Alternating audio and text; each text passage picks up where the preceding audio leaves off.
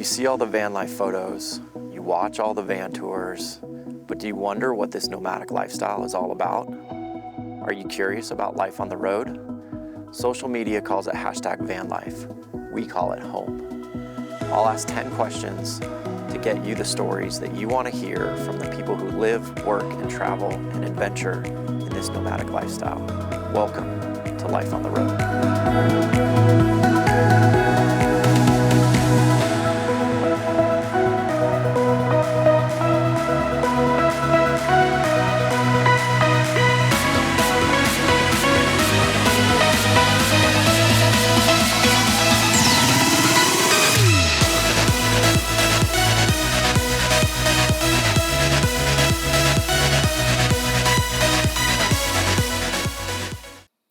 Let's do this. Welcome to another episode of Life on the Road, where I ask 10 questions to get you the stories that you want to hear from his life on the road. Welcome, brother. Welcome. Thank you. Man, I like this because we've been chatting online for a long time. Dude, it's almost been a year and a half almost, probably. Not a year and a half. Like since I started on the road, because I saw your rig right when I started to get into like designing Althea. So, but actually, like, I don't know if I reached out when I started designing Althea, but like I had been researching your rig and like took notice of your rig. And Dude, like, you should have hit me up. You could have gotten all the specs. I know all the everything. details. Yeah. I didn't want to steal anything, but there were some things I was like, oh shit, that works. I appreciate That's dope. that. Yeah. No, but like we've been like chatting online for a long time and finally got to meet at Descend, which has been pretty. It was like an rad. instant connection. Yeah, it's been rad. So we're at the infamous Phil's Trailhead, aka Phil's KOA. Did you get a KOA sticker? I did not get a KOA. Oh, we'll get you a KOA. Did you get a KOA sticker? Okay, we'll get you a KOA. Is that like sticker. necessary? Like... No. Thad printed them up. It says Phil's KOA. And it's got the KOA logo. Yeah, it's pretty dope. We're at Phil's Trailhead. Just finished Descend on Bend. Pretty much everybody from Descend has re-descended on Bend. We're all parked here. Yeah, there's about 40 rigs here. So yeah, you're going to see quite a few Life on the Road episodes from Phil's Trailhead. Like everybody's here. I don't have to go anywhere. So I'm just filming like a madman. So it's great. As we always start the show, tell us who you are, where you're from, and how long you've been on the road. And then shamelessly promote yourself with anything that you want. So, okay. At any given time. My name is Ikey Baker. I am 22 years old. I'm from Buffalo, New York. I've been on the road for like on and off almost 4 years now. Okay. And promote myself. Promote yourself. You can follow me on Instagram at Ikey Baker, IKEYBAKER. We'll drop it right here. Yes, It'll be right like there. Right there. Exactly. And then my company is Crafted Rigs. Yeah. So we're definitely going to talk about the company because the rig is fucking insane. You talk forever. Yeah, exactly. I mean, it's honestly like... That's how good it is. Yeah, exactly. Oh, don't. It's fine. Yeah, no, the rig is insane. Like, the craftsmanship is insane. We're going to have so many photos in this episode with all the work that you've done, and, like, the stuff that you do is, first class, man. Like, you're one of the more innovative guys doing cool shit that I truly respect. So, thank you. Having now, like, designed a rig, helped, obviously, Rossmönster put it together for me, but, like, going through their process of building, but then also going through the design process, man, your rig is fucking one of a kind. Thank you, man. Yeah, it's pretty dope. So caused a lot of brain damage trying to figure it out. I imagine, but that's a good thing. Yes. All right, let's learn about your life on the road. Question 1 is, what was the beginning moment, cause, or inspiration to live your life on the road? So, it's going to be a long one. Yeah, it's okay. Yeah. We like long answers. So, I was getting ready to graduate high school. And at the time, I was going to say, 4 years on the road, you're 22. Yeah, like right after high school, I got into it, yeah. Yeah, okay. So I had committed to go to college, University of Vermont, but the whole time, I was just thinking about that YouTube video that I saw about a van. And I think it was a do you know whose video it was? It was a Lost Co. It was a mountain bike company. It was a red dually T1N. I know that video. Yeah, you know that video? I saw that, and I was like, yeah. Oh, my gosh. So the whole time, I'm like, trying to get ready for college, like starting to go to orientation, but the whole time I'm like, this does not feel right. Yeah. I want to do this. I want to build a van. I want to live in a van. Okay. So then I think it was the day of my graduation. I was talking to my sister, and I decided, like, I'm taking a gap year. Okay. I'm going to figure this out. Okay. So didn't have any money at the time. Did not know how I was going to get a van and build out a van. But things kind of just all aligned. Especially in Buffalo, New York. Yeah. Like, at the time. Yeah. I mean, this is what? This is 2019. 2019. Yeah, Yeah, 2019, like, rigs are starting to become sparse. Like, you know, van life is starting to ramp up. Yeah. So I imagine it was a challenge to find a rig. I had to settle for something. Okay. I obviously wanted one of these guys, a short wheelbase T1N. But I sold my car and had like just a little bit of money. Okay. And then a 2006 Dodge Sprinter popped up. There you go. But it was a long wheelbase dually, super rusty. Yeah. But East Coast rust. Yeah. Yeah. But I was like, you know what? I'm gonna do somewhere. it. I have to do it. Yeah. That was the only option at the time. All right. So I bought that van, and then all within 1 week, I painted that van, and then found a job in Colorado building vans. So you, okay. Yeah. We'll get to this, but now I'm gonna ask just because you mentioned it. So you found who'd you go to work for? I went to work for Dave and Matt Vans. Oh, okay. Yeah. Yeah. Dave and Matt have been on the show, or their rigs have been on the show. Really? Yeah. Awesome. Yeah. Brittany, Breathwork Caravan. She was episode 2 or 3. Her first van, or no, her second van is I think their van. Awesome. Yeah. Great company. Yeah. Lots of respect for them. They helped me out a lot. Right on. Starting out. Okay, cool. So yeah, I basically brain fart. So yeah, I got that van, painted it, all within like a week, was super stressed out, and then just left home. Okay. And just drove to Colorado. Nice. And I had an apartment for about 2 months because I thought that the build would only take me 2 months while working full time. Yeah. Little did you know. Yeah, so the time to move in comes around, and I just have a bed and a heater in my van. Right on. And made it work. So for the next like 8 months, I just worked full time for them. And then all my free time went to working on my own van. Yeah, of course. And that just got built over and over and over again. So, but okay, let's backtrack before you went to Colorado. The desire to get on the road was what?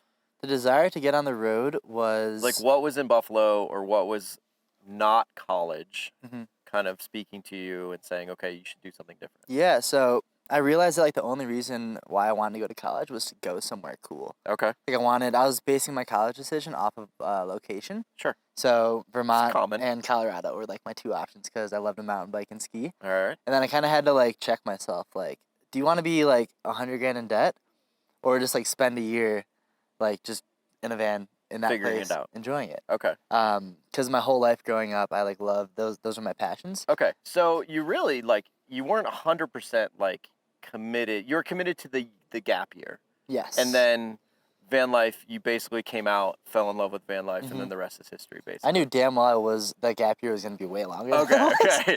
So this was like what you were just telling yourself. Yes. Like, yeah. It was my gap year. I'm still on my gap year. Yeah, I was going to say 4 years later, you're on your gap year. I love it. Yeah, so that's how that all kind of came together. Because growing up in Buffalo, all I wanted to do was ski and mountain bike. Yeah. But my parents never wanted to drive me to go skiing. And yeah, I just had to unleash and just go. That's fair. So I love it. Yeah. Okay. Question 2. Well, now you're in Colorado. You're starting to get involved in the community a little bit. What has been your experience with other nomadic travelers while living your life on the road? It's been awesome. Like, it's been awesome. Yeah. It's like some of my best friends I've met have been like on the road, and they all like live in vehicles. Yeah. And it's like really cool because I get so used to that, like the idea that they can come with me like wherever I go. Yeah. Or that like they'll be somewhere else and I could always meet up with them. Yeah. And whenever I like hang out with my friends that don't live in vans, it's like a weird like difference. Yeah. But yeah, other nomadic friends. The non-van life friends we have dubbed, shout out Blakely, the carpet walkers. The carpet walkers. Yes. Yeah. The carpet walkers. So she phrased it. I love it. I think it's hilarious. So. I've used that term a couple times. Yeah. I was a carpet walker for about like 2 weeks last month. There you go. House sitting, which is pretty fun. That works. Short term. But yeah, no, the community is pretty amazing. Yes, Yeah, very, so amazing. Because I feel like we all, the bees have been wild.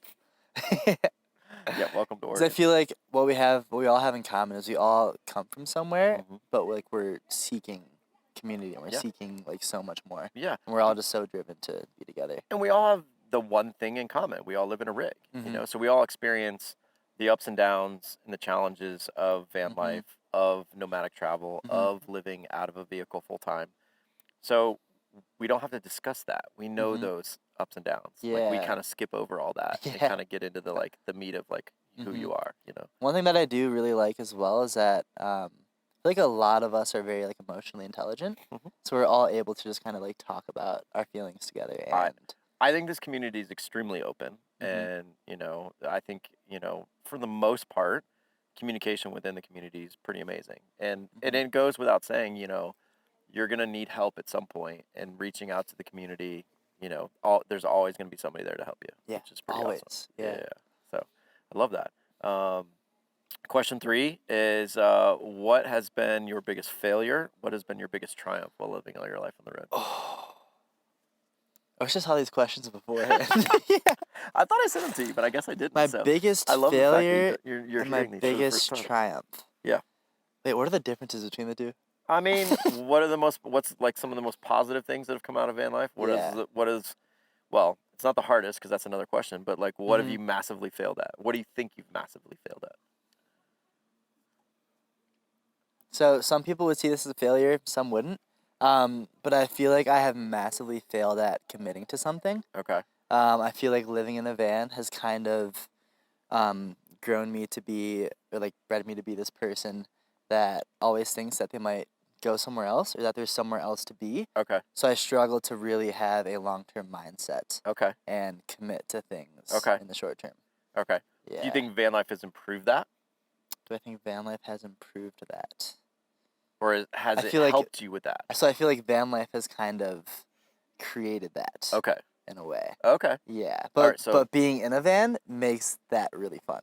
Yeah. For sure. Well, I mean, it's funny, like how and why I wrote the question this way with failure and triumph is because more often than not, people like will say, oh, I failed at this. And then they'll turn around and go, oh, but really that's like my biggest triumph, you know, at the end of the day. So what would you consider your biggest triumph being on the road? The biggest triumph being on the road. I mean, dude, starting your company's got to be a pretty fucking big triumph. I'm not trying to speak for you, but goddamn, you're one of the best builders, I think, in the country right now. So, I mean, somehow, this kind of plays a part in my not being able to commit to things. Okay. I don't have my own shop. Yeah. I have no permanent location. I'm kind of a ghost. Don't really have much content out there. You do, but what's out there, people need to start paying attention to because if and when you get your own shop, and I say when, because that's going to happen. It is going to happen. It's going to be insane. See, I guess my biggest triumph is these vessels. Yeah. Being able to like be a home for my passion and my skills. Yeah. Because I feel like everything that has kind of led up to this moment, like growing up as a kid, all my passions and hobbies have all culminated into like this lifestyle. Yeah, for sure. I just love like having everything you own all in one space and like maximizing efficiencies here and there. Yeah. And just building cool shit. I love like cars, love vehicles, and love building stuff. Yeah. So it all just kind of came together. Well, and I want to like highlight something you just said, and building cool shit and maximizing efficiencies. Like I feel like that is what you do best. Like you know, and again, we'll highlight the rig and show you kind of some of the intricacies about how good his builds are.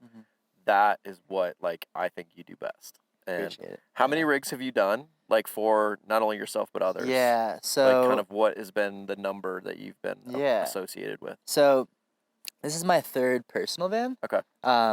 I've had the first van, the 2006 Sprinter. Don't tell them now. Okay, all right, I'll tell them later. It's coming into question. Yeah, we'll talk about your rigs, but how many rigs, client-based and yours, total, have you been a part of? 1, 2, 3, 4, 5, 6, 7, like 37. Oh, Jesus. Okay, I know, Isabella's eyes just lit up. My eyes just lit up. So Jesus Christ. A massive portion of those were for the first company I worked for, Dave and Matt Vans. Of course. But still, like, that's a lot of rigs under your belt. I've had a lot of experience. Rigs. Yeah, I've had my hands on a lot of for rigs. Sure. Yeah. So you know your ins and outs of every rig. You know the materials. You know, the construction. You know all the things. That's, I feel like what's most important. We talk about the Instagram van. And we talk about like real rigs that are well built and well designed.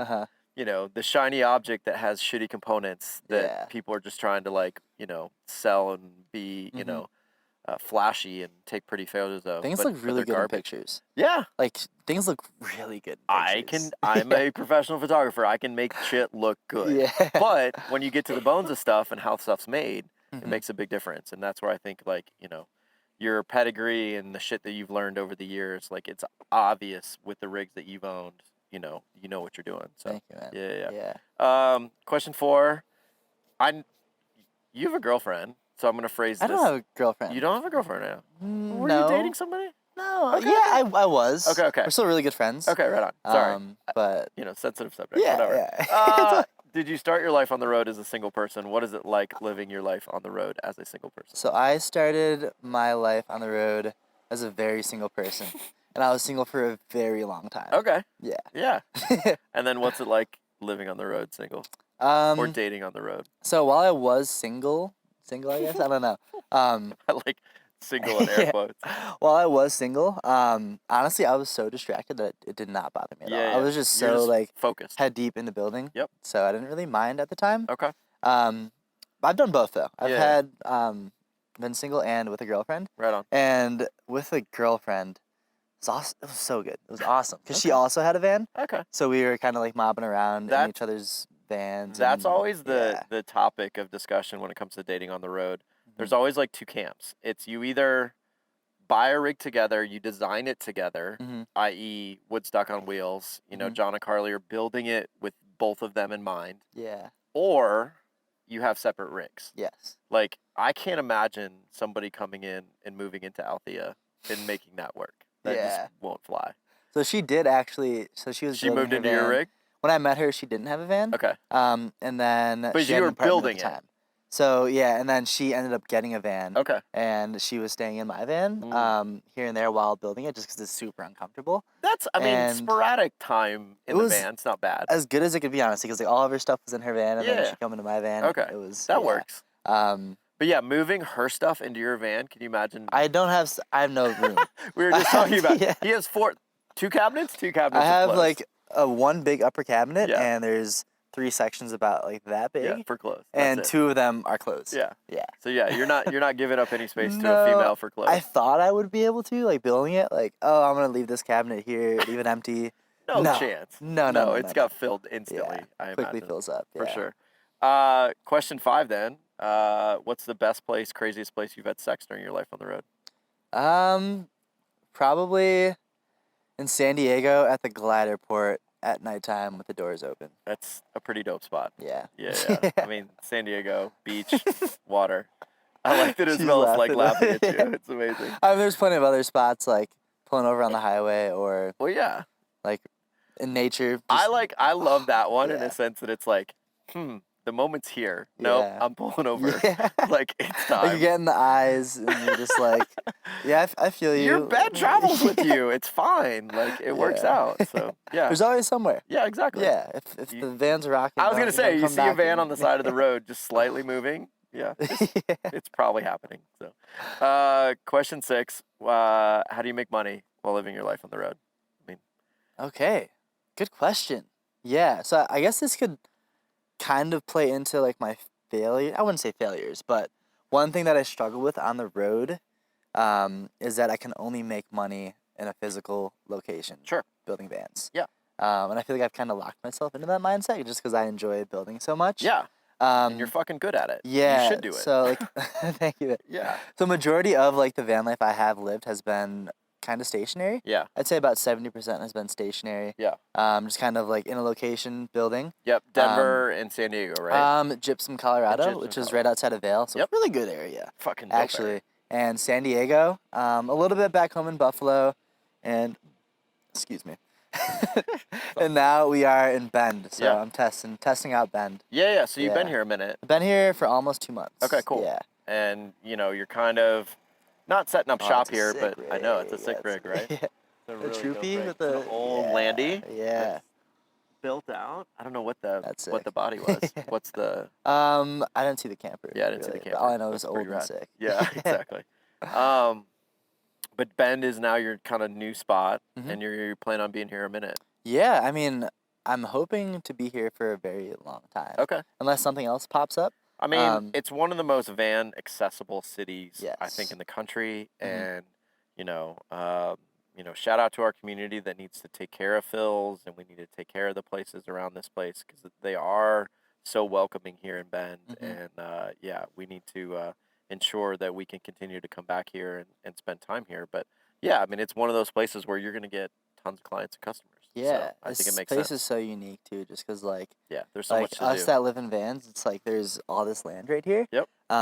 But say like if I'm working at a shop, the shop that I'm working at currently is 7 minutes away from here. Exactly. So the accessibility is just so good. Yeah, between the water, the mountains, the ocean. And when ski season comes around, the mountain's 25 minutes away, which I'm so excited for. Yep. Like, we will be skiing Let's together go, this year dude. for sure. Yeah. We will be skiing this, it's the reason why I built Althea realistically was to go ski. I mean, that was my original intent. I mean, I'm a diehard skier, been skiing since I could walk.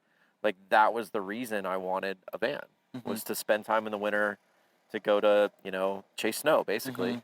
Same, it's I'm excited about that. So yeah, we're definitely going to hit the mountain this year. I know, it's so rad. I'm going to snap a photo diesel. of what we're looking at. We're going to drop it right here so you guys can see the rig that we're looking at. One vision that I had as a child was I remember driving to the ski resort for the first time during a snowstorm and just seeing all the rigs blow by me. And I'm just 10 years old, just wow. The vans. And I was, ever since then, I've just always wanted a vehicle that could just take me places. Hell yeah. I love that. The Freedom Vessel. That's what I call them. Freedom Vessel. Yeah. I like that. Question 7 is, let's talk about the rigs. What is your rig? Who built it? Obvious. And why did you choose it to live your life on the road? Yeah. So my current van is a 2006 Dodge Sprinter. Let's go back to the first one. Yeah. The first one was a T1N. Yeah. So the first. Should we just go in order? Yeah, let's go in order. Sweet.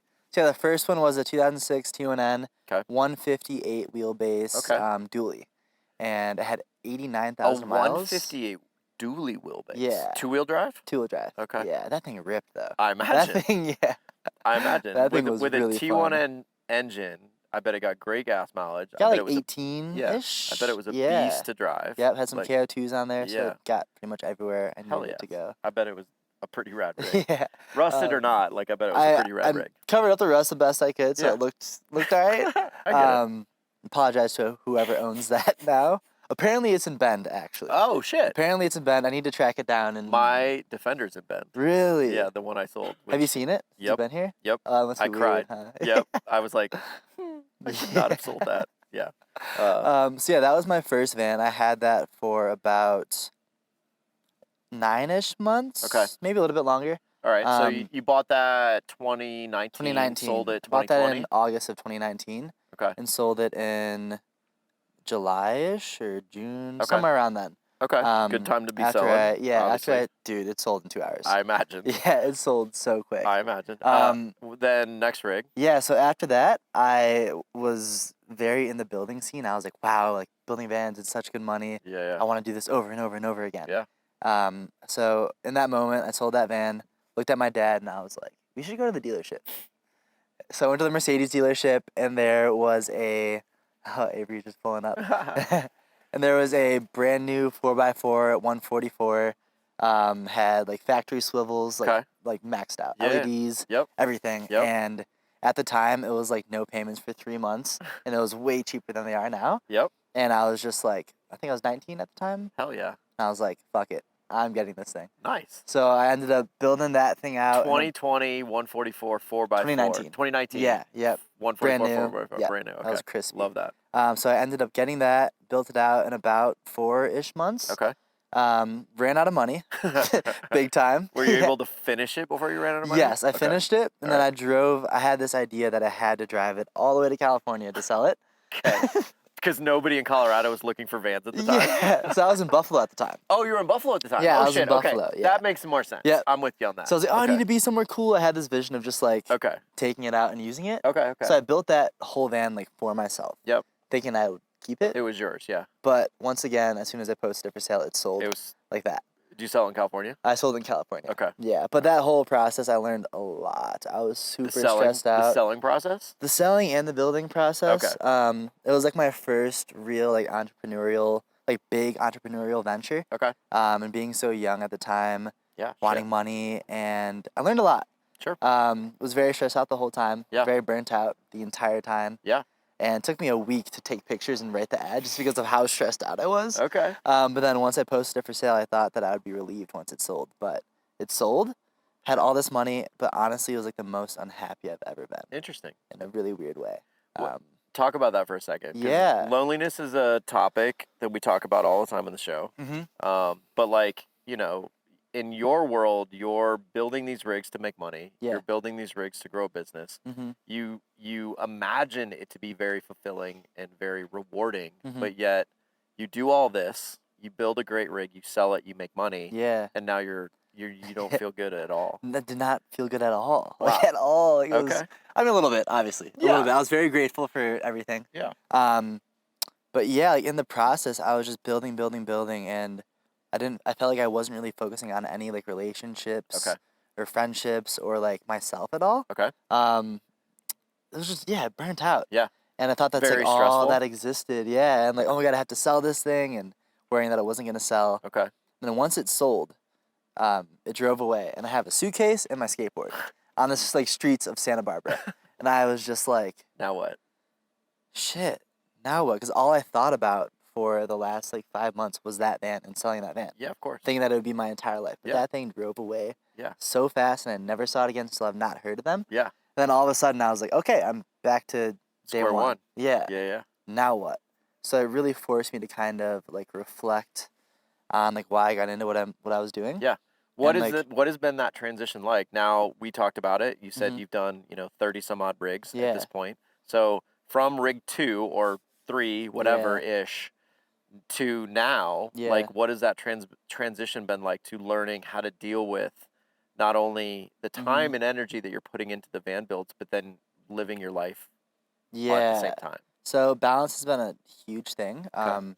This van, I love this van so much. Okay, so we'll go right into rig 3. Yeah, this has been my vessel for that. Okay. Dealing with all of those things. So as soon as I sold my second van, I realized that I wanted to be able to keep one of these because I got into this for a reason. I got into this to own a van. Yeah, and to travel. And to like use my skills and to travel and like enjoy this lifestyle. Sure. So I was like, okay, I'm homeless in California right now. I need to find a van to buy right now. Yeah. And I do not want to sell this van, so it has to be cheap. Okay. Because I can't afford it. Yeah. A brand new Mercedes 2020. I could, but it would defeat the purpose of having one of these vehicles. You would be working to sell it to pay it off at the end of the day. Yeah. And make a little bit of money probably. Yeah. It's like the payments were like $1,200 a month or something. It was a lot. Exactly. So my goal was to build a van that was unsellable. Okay. So I wanted to buy a van and put a build in it that would be awesome, but if posted on the market, wouldn't it make sense for somebody to buy? Okay. Well, which is this. Which is not true, because if you put this on the market, like, it'd sell in 2 seconds. Well, for the price that I would want. Of course. What I think. Yeah. Because, I bought this van from Valley Auto Sales, which is a guy in LA who specializes in these vans. Okay. Awesome. Yep. So what year is this T1N? This is a 2006 Sprinter. It's got 263,000. Holy shit. On it right now. I bought it with 220,000. 220,000. Okay. So I put a good amount on it. Yeah. But yeah, like in the process when I bought it, it wasn't really ready to be bought at the time. Some things still had to be fixed. Okay. So I Ubered down there from Santa Barbara, checked it out, bought it. Tried to leave, it broke down, drove back, and then I ended up becoming really good friends with this guy, Jason, the guy I bought it from. Okay. And we spent about like 2 weeks just kind of tweaking it and getting it all dialed. Okay. He let me stay in his house, fed me. It was awesome. Hell yeah. And that was kind of the start of, I named this van Patience because I had to be very patient in that moment. Right on. Trying to figure those things out. I mean, I love the fact that you're referencing buying an old rig. We talk about it all the time on this show. Like, it's that, do I buy a newer rig, spend a shit ton of money up front? Do I buy an older rig, spend less money, fix it up, drive it, hope it doesn't break down, and I spend a shit ton of money in the shop? Like, there's been so many stories of people, like, buying older rigs and then spending, a lot of money over the next year or 2 years. Yeah. And so, like, what it's a tough call. So, I like the fact that you bought this, realized there were some things to work on and needed to be adjusted and fixed, and focused on that. Luckily, I have been working on cars my whole life. Yeah. For the most part, so I was very confident. Yeah. Yeah. So whenever something would go wrong, I'd be excited to fix it. Okay. In a way. And these are notoriously wonderful to fix. Yes. Very wonderful. Very good. The best Mercedes T1Ns are a unique Mercedes, in a sense that they're not like Althea and the electronics and all that. Yeah. They're pretty basic. So a random person would see this on a website, be like, oh, it's got 260,000. It's an old van. Yeah. But how I see it, it's got that many miles. And if everything that was gonna break has already broken and been replaced. Yeah. If I went through the list, the amount of things that has been done and I've done. Yeah. To this thing, it's a very long list. It's a very good. It's a refurbished. It's a vehicle. refurbished Mercedes. Yes, it's worn, broken in. Refurbished. Perfect. Yes, I love that. Yeah. So I ended up buying this thing, and I had a good amount of money from the 4x4 that I sold. Yeah. So it allowed me to just go home and really just dive into this passion. What I've been waiting for was to have unlimited time, a decent budget, and resources to just kind of create my vision. Yeah. So this van in total took me about almost a year to build. I had no job at the time. Yep. But what I learned was balance, and what was really important to me. Yeah. Well, I mean, again, it went back to that moment when you sold van 2 and you're sitting there going, I have no fucking life balance. Yeah. I have no I felt like I had no life. Yeah. In a way. That's all you were doing was van building. And this kind of gave you the opportunity to kind of figure both of those things out. And again, I think this van is the most or one of the most creative vans on the road right now. Thank you, man. Yeah. No, we're gonna show some photos. The garage is sick. The bed is sick.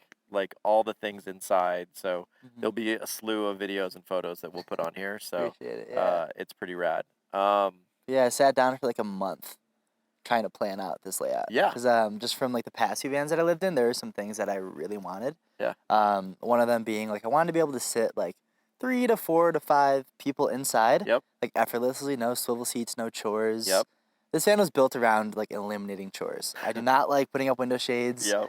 And dealing with all of those things, so I tried to eliminate that as much as possible. And fitting a mountain bike in a long surfboard, because I'm really shitty at surfing and want to learn how to surf. And all those things kind of really created a lot of brain damage. Like I said, I mean, I've got a monster of a length of a rig. This is a short wheelbase, and he's got as many toys, if not the same amount of toys, in this than I have in mine, which is bonkers to me. It's super short. I get 21 miles per gallon. It's insane. I'm shorter than a normal pickup truck. Yep. Turning radius is superb. Is insane. Yeah. What else? It's pretty light. I weighed it a few months ago and it only weighs 7,200 pounds. Holy shit. So I gutted when I was building it, I was very particular about what materials I used. And wherever there was just half-inch plywood that just did not have to be there. Yeah. That was eliminated. I gutted it out. Yeah. That's just why it took so long. All those little things added up. We weighed out the 3 months ago, and we're just over 11,000 pounds. That's a rig. That is a rig. She's a beast. You have suspension and all that. Yeah. So you're chilling. But still, it's still heavy as shit. It's really easy. I built very heavy vans. It's really easy to kind of just get to that point. For sure. You just get excited and just start building. But the creativity in terms of use of space is so unique in this rig. So I mean, that's I think what you do best, and it's pretty impressive. Question 8. What is your best bathroom? Number 1 or number 2 story from Life on the Road? Do we have a toilet in the rig? I have a toilet in this rig. What's our toilet? It's a separate tiny. Okay. Honestly, so cassette, small cassette? No, it's it was $1,000, so it's a little bit better than the cassette. Okay. Is it composting or is it cassette? They're trying to reinvent the wheel. Okay. Honestly, by doing something similar to a composting toilet. Okay. But without the compost. Okay. That's interesting. Yeah. So basically, the number 2, the shit goes into goes into a bag. Yeah. And the pee. Oh yeah, and then it wraps up. No, it's not the Levea. Oh, it's not the Levea. Yeah, the shit goes into a bag and the pee goes into a pee container. All right. And a fan just carries the smell outside. So interesting. Oh, it's awesome. With zero compost though? Zero compost. What's it like changing the solids? So and the inside of the van does not smell at all. No, I imagine, but changing the solids, you just take the bag out, tie it up. And throw it away. It goes in a bag. It's like a garbage can. Okay. That's kind of okay. Yes. As long as the smell wouldn't be bad. Yeah, so I'm getting there. So, Okay. Like here's a the story. a weekend, if you're shitting daily, like Yeah. you have a lot in that bag. Yep. And nothing to deter the smell. Oh no. So if you're walking around outside my van, It smells like okay. Gnarly. Okay. Or if someone's in the back of my van and I'm driving, Yeah. the exhaust fan can't keep up with the backflow, fills it up. Yep. I learned that the hard way. I had like 8 people back there. Yep. Yeah. And all of a sudden they're like, oh, it smells like shit back here. Yeah. But That's funny. my best shit story had to be when I didn't have a toilet. Okay. And so I was parked at this one like pond in Vermont, and I swore that there was a porta potty right there. Yeah, not so I so woke much. up in the morning. I'm a morning shitter, so I have to go right away. Always. The porta potty wasn't there. So I was like, okay, maybe it was at the other spot I was at yesterday. Drive 5 minutes, get there, no porta potty. Okay. And at this point, I'm like, I gotta go. Yeah. So whip out the shovel. Fine. Whip out the shovel, we're good. run into the woods, start digging. Yeah. I've learned recently from some friends that if you really have to go, you should shit first and then dig the hole. Yeah. I shit myself while digging the hole. Yeah. You're not the first person on the show to explain this story, like have this story has a twist though. Okay. So in the process of that, I'm like in the brush of Vermont. Before I started shitting, my hoodie brushed against some poisonous leaves or something. No. So as I'm squatting, my hoodie is like against my thighs, and then everything's good. And then I'm like sitting in my van making pancakes. At the time, my van was like unbuilt. I'm sitting on like a cooler, just on a little road trip. And then my legs just start to hive up. Oh. And I'm just itching like crazy. Then I had to going to like a Rite Aid or something. To get or some little or something. Little store in town. Brutal. Got some like itch cream and Benadryl. Brutal. That was a rough morning. I imagine. And then I went to a mountain bike park right after. I imagine. I mean, the only other story that's comparable is, she squatted on a jumping cholla, trying to go to the bathroom. Squatted on a jumping cholla in Arizona. Yeah, got in her thigh.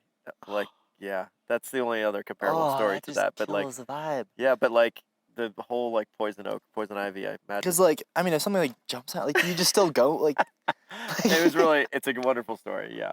But yeah, no, that's no good. But I love the story. Thank you for sharing. Question 9 is, what has been the hardest and what has been the happiest moments of living your life on the road? Hardest moment of living on the road would definitely have to be when I was in my second van. Okay. As soon as I got to California, all the spots that I kind of scoped out on my Overlander, all the cool dirt roads, they're all closed because of COVID. Yeah. So I get there, at the time I'm like 19 in this brand new van, New York plates, out of state, not supposed to be there. Yeah. And I just had this mindset that like I was like so unwanted and that nobody wanted me there. And I just couldn't find anywhere to go, and I just felt I was just incredibly anxious. Okay. And that kind of had to play with like how selling the van was difficult. And that was very difficult because I had high expectations, and then it just like I just felt like there was nowhere for me to be. Okay. In a way. That's fair. Yeah. I mean, I imagine without having, the community that you have now and like, initially being on the road, like that'd be a challenge. But your focus was selling. Your focus was just being there in California to get rid of the van. Yeah. So yeah. And it added so much pressure that just did not have to be Yeah, there. I get it. What's been the happiest moment? The happiest moment? There are so many happy moments. Yeah. There's this feeling I like to describe. I'll just paint the picture, I guess. Yeah, So please. I was in Hood River, Oregon about one of the best spots 3 months ago. Yeah. Yeah. And I like found this really cool spot. This was like a low into a high. Okay. So I found this really cool spot, showed up at the trailhead. Gate was closed. And I was like, okay, let me find another spot. Other spot was like 40 minutes away. Yeah. I put in the directions. I was like, whatever, I'll just go. Yeah. It's already dark out. You know how that is. Yeah, I know how that is. Or it was getting dark. Yeah. And then I'm leaving the parking lot. And then I'm like, oh, there's a road right there. Let me check that out. Yeah. So then the road just shoots straight up. Then next thing you know, I see the spot. I pull into the spot. There's a fucking double rainbow. It's like kind of misting. The sun's setting. Yeah. And I just get out of my van and I'm just like, holy shit. Like, this is epic. Yeah. There are just feelings like that. Yeah. Where you're just like so grateful for like what you've built for yourself. Yeah. And like the places that you are. And literally got out of my van and like almost started crying. Yeah. And you just want to like, you want to punch stuff. You're so happy. Yeah, it's like, exactly. It's so energizing. And it's hard to describe to people that don't live on the road that moment. Yeah. Like the everybody that hears at Phil's Trailhead has experienced that in one way or another. And the fact that, like, again, I'm hoping others get to watch this episode and realize, like, those moments are so impactful. So impactful. Yeah, exactly. Where, like, you feel like, wow, I'm doing this for this reason. Yeah. It's all paying off. Exactly. But there's those moments, but then there's also, like, the first time you meet van friends. Yeah. The first time you meet a crew Yeah. where you're like, I vibe with these people. Yeah. I love these people. Yeah. This is awesome. Yeah. Like, the first time you spend, like, a night with them and you wake up and, like, you're just had all so together. much fun the night before. It's just so good. Yeah, you wake up, you have breakfast, you have coffee, you have a conversation. So good. So worth it. And then, like, caravanning with people. Yeah. When you all take off and you look down, there's just, like, 4 of your friends in front of you. Yeah. You're just so excited beating on the steering wheel. Exactly. There are just so many good moments. Way too many to count. I love that.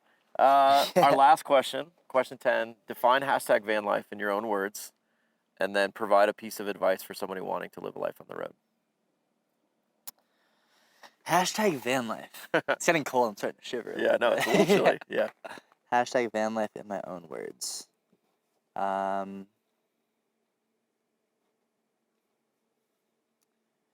life to me is a shortcut to happiness. I like that. I like that a lot. Yeah. Yeah.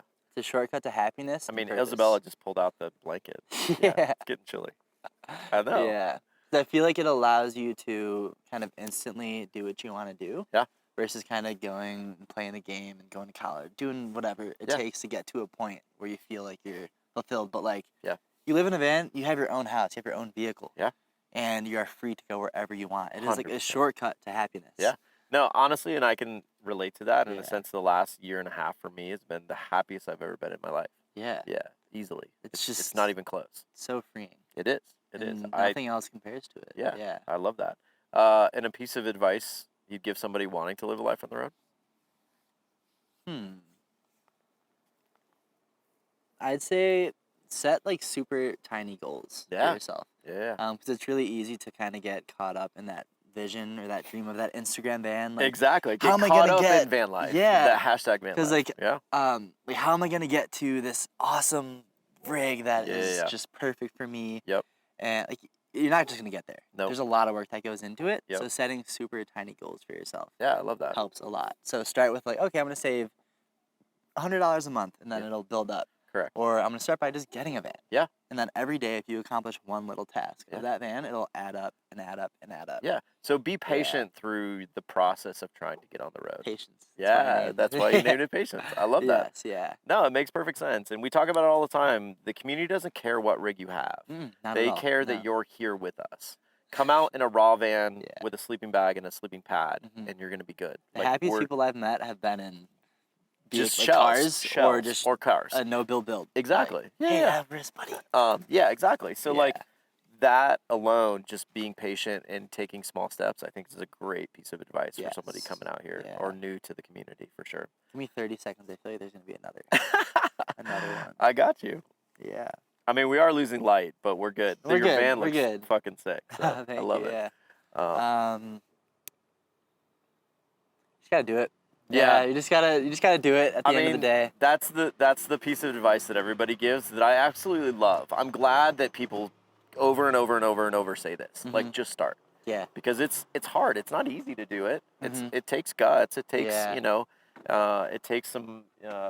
Sometimes it's not easy, but just starting is what you got to do. Yeah, because it's like super easy to get caught up in the build. Yeah. And think that it'll be never ending. It's why I started this show, realistically, because I focused on the build, much like you, and the design. Yeah. And then when I rolled out in Althea, I was like, now what the fuck do I do? Yeah, that's what happens. What happens? And that's why I started this show, is to hopefully provide some information for others to, kind of see what our daily lives is like, and shed some light on, like, how we really live. So. And also hit people up, reach out to people. Like, when I first started living in a van, I went I think 2 years almost without like really going out of my way to reach out to people and meet new people. I only ever really met people that I ran into. Yep. But as soon as I started reaching out to people, a whole new world unlocked. For me. I love that. I'm just so grateful for everyone. I love that. I ran into. Yeah. Dude, that's your 10 questions. Thank you for having me on here, man. Dude, that was really good. I'm so happy. One, we finally got to meet and hang out, and then two, you got to do the show. So I've been, admiring your rig for a very long time, and you're just a rad human being. Appreciate it, I'm so glad we got to have this conversation. So we're losing light. We're gonna go eat dinner, have a beverage. So thank you guys for watching. Please like and subscribe to the channel, and we'll see you on the next episode. Peace. Bye. Yeah, it's gonna be super easy. How you doing, dude? I'm good, man. Good? How are you? Good. Yeah, done. Fucking been grinding like a mofo the last 2 days. What's been today so productive. Today was writing the shot list for moon landing. Oh. Do you ever get like creatively like exhausted? Yes. Or burnt out? All the fucking time. Dude. That's so new. I wish No, you need to apologize. the beverage is just a beat up fucking water bottle. You got this down to a science. Yeah. Done Quick this and a few easy? times. I've done this 40. I guess technically 47. We've only done 4. Well, actually, I'm getting close to 50. Wow. 41 episodes have been aired. I love. Boom. What's up, guys? Welcome to Life on the Road with Chad and Ikey. Yeah, that looks fucking dope. I love it. I only have 2 cabinets worth of clothes. I do too. I only have 2. I have 2 cabinets like this big. Yeah. Well, mine are a little bit longer, but That's all you need. yeah. I mean, I it's have it's 4 like I have 4 baskets, and that's it. pops. You don't have to bother. You're not bothering us. This is all gonna be B-roll of his. This is all gonna be. recording? Yeah, it's recording. Oh, it's recording right now? Oh yeah, we're always recording. People always like. I always start early. Guys, I spilled the water on my shirt right before this started. We're gonna. This is all be like outtakes. Now they think I'm Yeah, sloppy. you can come on this side if you want to say hi. Come say hi. Come say hi. 3, 2, 1. No.